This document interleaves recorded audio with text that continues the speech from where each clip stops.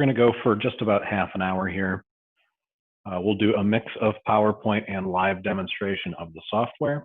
So the software is available at ratiostudy.org. If you don't have an account for the site already, you can email support@axiomnh.com, and that email will be at the end of the presentation, so you can write it down then. If you are a contractor working for a town and you need credentials, you just have to have somebody from the town send us an email requesting that we grant you access as their contractor. So we're going to take a look at equalization in general, take a look at the application. We will then look at sales validation. So we'll look at how to validate multi-parcel sales. We'll look at how to attach documents to sales. We'll look at how to verify a sale when you get no data available on step 2, and I'll show you what that looks like and how to get around it. We'll talk about how and when to upload your CAMA exports. And finally, how to finish the process and send your values to the state. So the validation process is really 3 steps.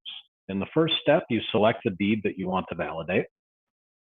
That moves you to step 2, where you need to match that to the appropriate CAMA record. So the system is going to try to match that deed up with one of your assessment records. And it's going to look for the assessment record to have the same book page as that transaction. It's going to look for the transfer date to be the same. It's going to look for the grantee or the grantor to be the current owner. And if they have a PA 34, it's going to look for the map and lot, the address, or the GIS ID to match. So your job on step 2 is to pick the correct parcel or parcels, it could be multiple, that the system has selected for you, and move on to step 3, and this is where you verify information. So we know the assessed value, we know the sale price, which is back calculated from the transfer tax that was paid. We know the land use from the CAMA records, and we also know whether or not it's waterfront. So your job on step 3 is to verify that all of that information is correct, and if it is not, to update it to be correct. You can add any notes about the transaction and pick the appropriate exclusion code if you don't want to use that in the ratio study. We'll talk more about that in a moment. You can also attach documents. So for example, if the property that was sold does not match the property that you assessed, in other words, on April 1st, say they did not have a detached garage, but they did when they sold the property in August, so your assessment does not match the property that was sold. You can exclude that, and you might put a copy of the building permit to say new garage was added. So then DRA would know that that's exactly what happened. I wouldn't ask you questions about it. So a little more about sales exclusion. Essentially, the sales that we want to use are arm's length transactions, meaning it is a free market sale between a willing buyer and a willing seller, neither of which is under duress. So basically, any circumstances that would cause the sale price not to reflect market value are a valid reason to exclude it from the study. And there are a number of exclusion codes that are available to you. This is just a few of them. If it was a sale to a family member, that's code 38, a family or relative as grantor or grantee. If it was a government sale, if there was a financial entity, so if there was a bank purchasing it, if it was a timeshare sale, so if it was not transferring 100% interest in the property, it was just transferring 1 week's interest in the winter stay, that would not coincide with your assessment of the full value of the property. And the example that I used before, if there were improvements post-sale pre-assessment or vice versa, post-assessment pre-sale. So essentially both of those are the property that sold was not what you were valuing. So let's take a look at the software now. So I'm just going to, I've already logged in here. And just a quick overview of the program. The tabs across the top here correspond to the explanations here. So what you do in the Verify tab is verify sales and linking to CAMA. That's what we're going to look at today. The Questions tab is where DRA asks you questions. Ratio Study is where you can look at your actual ratio studies. Utilities, where you can upload your CAMA exports. And the Real Estate Transfer Tax Search is where you can look for sales and PA 34s statewide. And of course, the MS1, this is where you file your MS1 or your MS1 extensions. You can take a look at the progress over here. You can see Ackworth 2020, we have 9 records to validate. We have not validated any of them, and neither has the state. So you can see the state's progress right here. They haven't included or excluded or reviewed any of the sales, of course, because we haven't done anything either. We have our progress bar down here. So 0 to 9, you can see we don't have any progress, but that will fill up as we start validating sales. And you can see users that have access to your side of the system. So you can expect to see here any users you have in town and any contractors that have access to your site. So let's go in and take a look at validating sales. Actually, I should have talked about this drop down a little bit. So these are the list of entities that we have available to us. So if you are in one town only, you'll only have one town in this drop down. But if you do operate in multiple towns, we can give your account access to multiple so that you just have a single login for that. You can also switch your years here and look at previous years. So you have access to all of that. Let me go over to the Verify tab now and talk a little bit about that. So here are the sales that we have to verify. And right now I'm showing only unverified. So this is my work queue. I could also look at sales that I have verified. Of course, there are none of those yet. I could look at sales that were pre-excluded. So these are sales that were automatically pulled out of the ratio study using our pre-exclusion algorithm.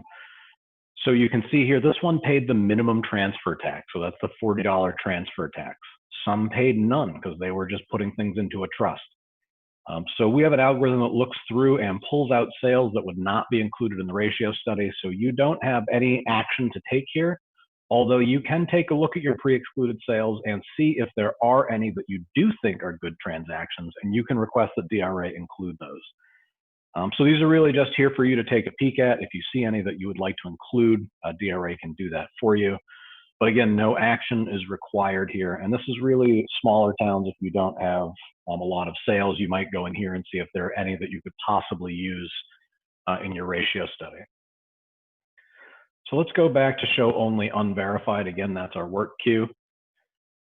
So you're going to see this style of table a lot in the application. It is sortable by all of the columns by clicking on it. It's sorted by Verno to begin with, which is just a numerical numbering of sales as they happen. So the first sale after October 1st is sale 1 and so forth. So we have all the information from the deed here. And then if they file the PA34, we get the address and the map and lot in this table. And it tells us it's from the PA34. You'll also notice we have a smart search here.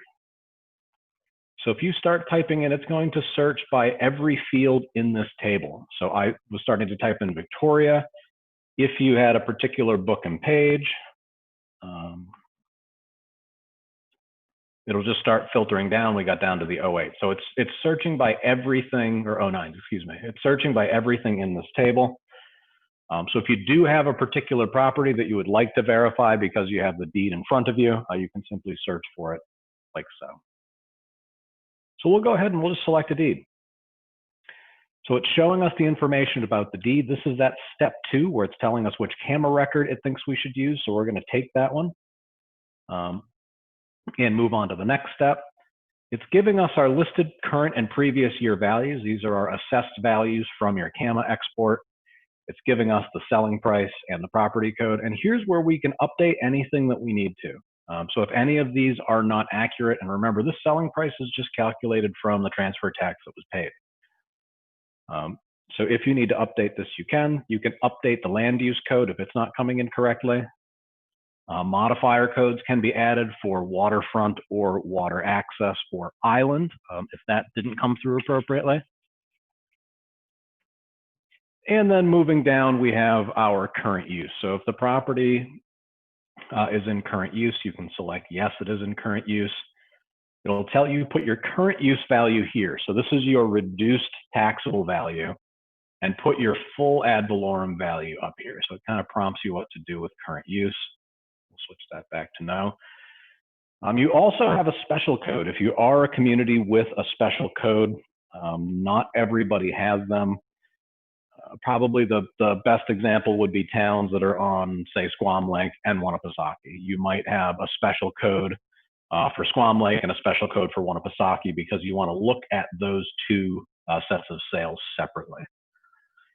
You also have your notes here, so you can copy and paste any notes that you have from your CAMA system and put them in here.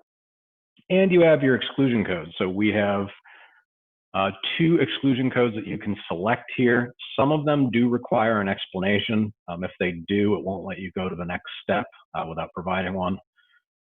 So you have a whole list of your exclusion codes here that you could use. And it also lets you pick 2.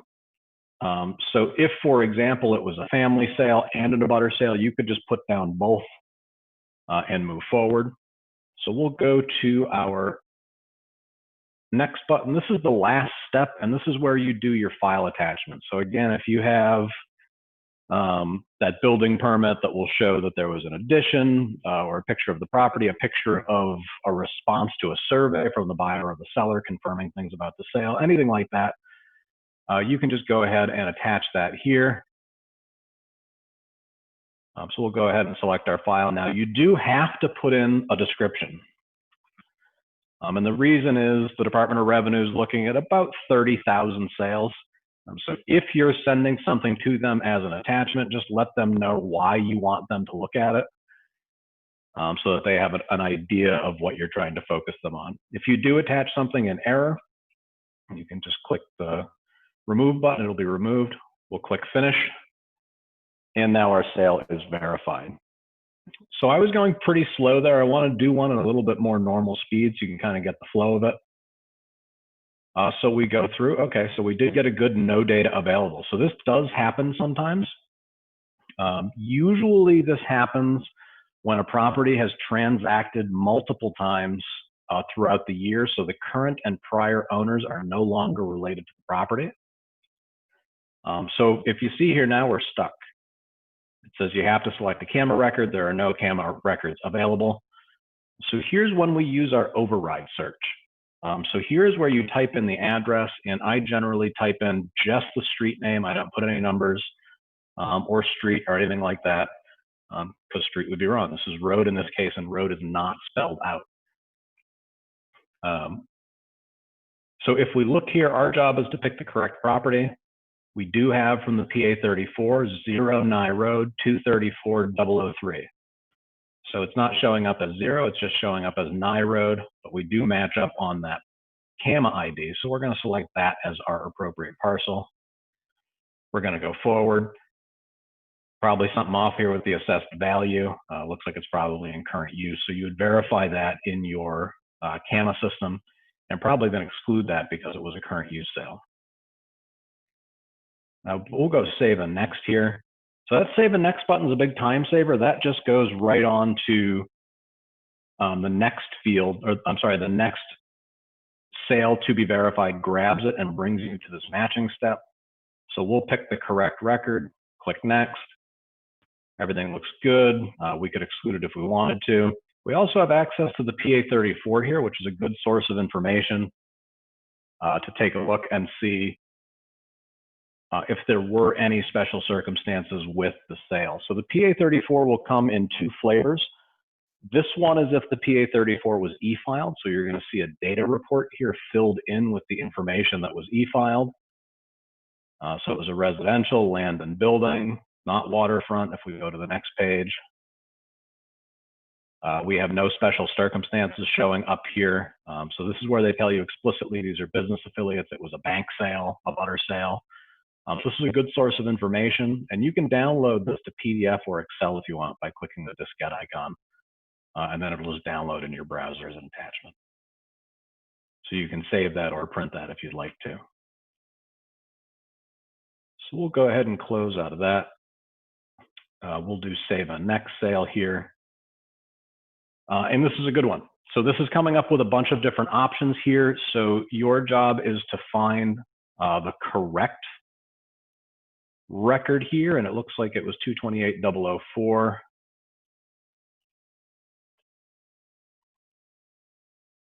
Lynn Hill Road. They put in the parcel ID kind of funny, so it didn't quite know what to do with it. So you would select this record, and now let's say you wanted to have multiple properties. This wasn't just a single property that sold. So let's add that. You can also search for and select multiple properties to add in. So now we have 3. If you added one that you didn't mean to add, you can simply remove it. And we'll click next. Now we're going to see a couple of things here on this page. Number one, it's telling us that our assessed value is the sum of assessed values. So if you ever get to the screen and you're saying this assessed value is not right, and you see sum, you might have accidentally attached 2 properties to that sale. You'll also notice it says the property code multiple found. So this means that it is not, these 2 properties don't have the same property code. So you can pick the controlling property code, or if you did this in error, simply go back, remove the incorrect property. We'll go next. Now it brings us down with just one assessed value, and it knows what that property is. If I were looking at this, I might wonder what was going on. It sold for $30,000. It was assessed for $63,000. Maybe something was demolished. Maybe something is going on there that you might want to investigate further. And of course, just having the prices be different is not a reason to exclude it. You have to find out which one of these exclusion codes apply and kind of justify why it's not included in the study. So we'll do another save and next here. And you just continue on in that fashion until you are done. I do want to show you a couple reports here, and then we're going to talk about submitting. So if you want to get your sales out of the system, one of the sales lists is probably the easiest way. The quick sales list is the easiest to print. So we see here we've got a listing of all the sales. They have assessed prices if we validated them, and then as I get further down, these we did not validate. So you can export this right out to Excel and open that up and manipulate it however you like. The sales list just has a few more fields. It's a little bit more detail. So that's how you get data out. And let's talk a little bit about updating your CAMA records. And I'm just going to show you where to do it in here. So if we go in, you see our utilities is where we upload our CAMA. So we'll click continue. We will upload our CAMA data. If you don't know how to export it out of your CAMA system, the instructions are right here. So you simply select the file that came out of your CAMA. You'll attach it using this attachment wizard. And then just let us know if this is final or not. So if you haven't finalized your values for the year yet, which many people have not, they have not submitted their MS1s yet, you can upload your CAMA and then just upload it again once it's finalized. But this is where you upload CAMA. You can also email it into the email address that was on your instructions. So I'm going to switch back over to the presentation here. We just have a little bit more to talk about, then I'll open it up for any questions. So your CAMA updates. I would recommend that you send in your CAMA exports before you begin validating your sales. And you can begin validating at any time you want. We have a lot of folks that do it throughout the year. The new sales for the year will open up around December or January. So you can go in every month or every quarter and get a jump on your 2021 sales if you want to. But sending in your CAMA export before you start your validation is really helpful. That makes that step 2 go much easier because that sale information is already in your CAMA. So if you have Patriot or Vision, they have reports that you can upload and email. And Patriot does have a new export this year. So if you do have Patriot and you don't see where that new export is, don't hesitate to reach out and we can send you the instructions on that. Avatar has a utility right in the application that sends the exports directly over.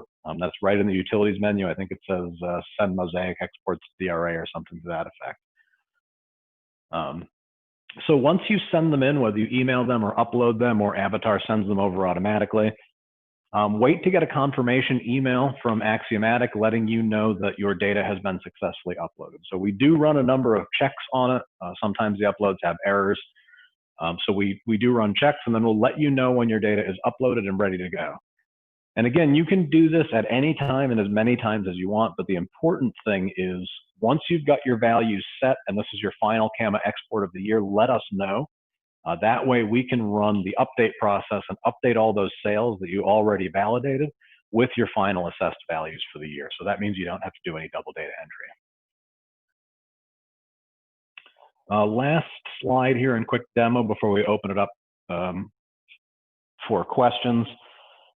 once you release your sales to DRA, and I'll show you how you do that, they might have questions for you. If they have questions, you'll get an email saying questions are available, and you can go into the questions tab and answer the questions. It's a message board style format. If you have not received an email for a while, you can always log in and take a look and see if there are any questions. Sometimes the system notifications will land in your spam box. So if you are curious, you can log in, or remember on that home screen, you can see if DRA has begun validating your sales and what they're up to as well. So you can check for those questions. And the important thing is once the questions are complete, you click the complete and return to state button. So when the state asks you questions, it actually returns the sales to you and lets you be able to edit them again. So when you submit them to the state, they kind of go out of your control. You can access them through reports, and they go into the state's control. If the state has questions, they'll send the sales back to you so that you can make any updates or corrections that you need to. Okay, so let's just wrap this up with a quick conversation and demonstration about submission and about how you send your sales to DRA. So you can send your sales incrementally to DRA. If you validate 4 and you want to send them over, you're done with them, and you want DRA to be able to work on them, you can send them over bit by bit. Once we've passed October 1st and you have validated all of your sales, you'll be able to submit everything to DRA electronically for them to start their validation on. But there is a second step. You do actually have to send your sales to your assessing officials, which in towns is, of course, your select board. In cities, it's actually the assessor. So we do need sign off from your assessing officials. And because in these cases, it is a board of officials, what you need to do is download your pink sheet packet, which the button will be right up here. We haven't loaded it up for the year yet. And within that packet, there will be what's known as the pink sheet. It's a sign off for your selectmen. So you can electronically submit to DRA. That will give them access, but DRA will not do anything until they have the sign off from your assessing officials. And unfortunately, there is no legal mechanism for us to accept an e-file on behalf of a board. So they do need to take a peek at those sales and sign that pink sheet certifying that they approve of everything. And then you just upload your pink sheet right here. It goes straight to DRA, and then you are all set for the year. So you've submitted now, you've uploaded your pink sheet. You might have questions. So you get an email from DRA that says that you have questions, or you log in and you see that you have pending questions available. So we log in. We have a question on Verno 3. Pre-flight info, you said it was a short sale. Please provide more info on that.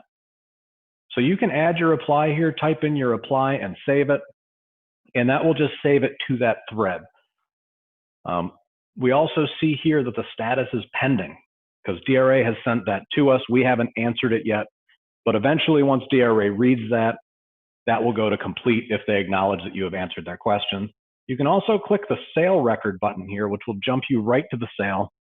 If you made an error when you were validating the sale that you need to correct, just click on that sale record button. It will jump you right to the sale so that you can validate it. And again, the important thing here is send sales back to state. Once you're done, click send back to state. That will finish everything and send it all back to the state so that they can finish their process. So I just have one more slide here, and then I'm happy to take any questions. So you do have some resources that are available to you. We have our solutions knowledge base, which is really easy to get to. Just go to the help button in the application, and it will bring you to the solutions knowledge base. There are recordings of these trainings available there. There are also quick help sheets that will show you how to validate sales, answer questions, all that sort of stuff. You do have 2 live resources for support. You have your equalization auditor, so that's Natalie, Cindy, or Linda.